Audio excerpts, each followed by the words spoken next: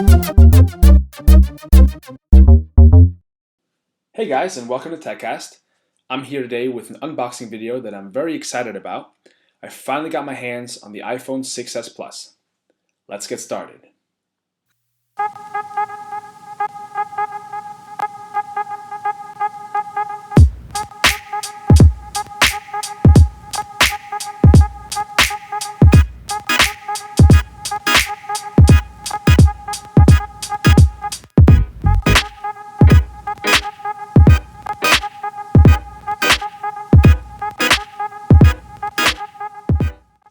So in the box, besides the iPhone of course, we find the usual Apple EarPods with remote and microphone in this little storage and travel case, as well as the USB power adapter and the Lightning to USB cable.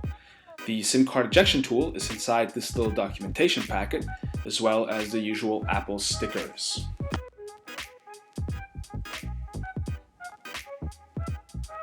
Now I tend to not really care too much about the specs because the only thing that interests me is the real world performance, but I'll quickly run through them anyway.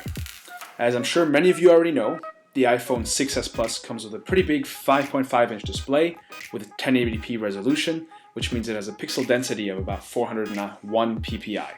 It also brings Apple's new A9 processor, which is supposed to bring 70% faster CPU and 90% faster GPU speeds than the previous A8 chip.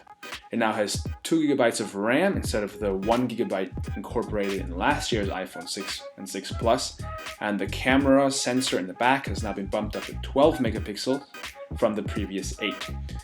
The camera sensor also offers optical image stabilization during video capture and is finally capable of recording 4K video. I'm pretty excited to test that out. The front-facing camera has also received an upgrade to 5 megapixels, and the Touch ID sensor has been upgraded as well and is now much faster and more accurate than the previous version. And thanks to the embedded M9 Motion coprocessor, Siri can now finally be triggered hands-free with the key phrase, "Hey Siri," even when the iPhone is not plugged in. But the by far most talked about new feature is 3D Touch.